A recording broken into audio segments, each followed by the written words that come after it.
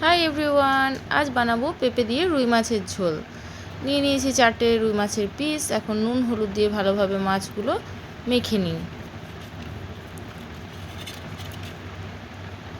মাখা কমপ্লিট। কড়াইয়ে তেল গরম করে নিয়েছি। ব্যাস, দিচ্ছি মাছ।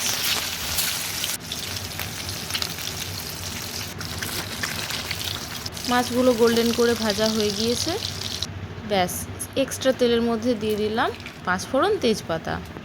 আর এই যে দিয়ে দিয়েছিলাম তারপরই পেঁপে আর আলু, ওগুলো হালকা ভেজে নিয়েছি, ওই ভিডিওটা আমার তোলা হয়নি। এখন দিলাম কুচানো পেঁয়াজ, কুচানো টমেটো আর নুন হলুদ কাঁচা লঙ্কা, আর দেবো সামান্য ধনে জিরে আদা বাটা।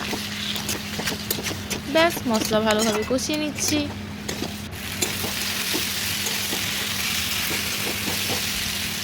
সাইড থেকে তেল ছেড়ে আসছে, এখন আমি দিলাম জল। ভালোভাবে ফুটে এলে দিচ্ছি মাছগুলো।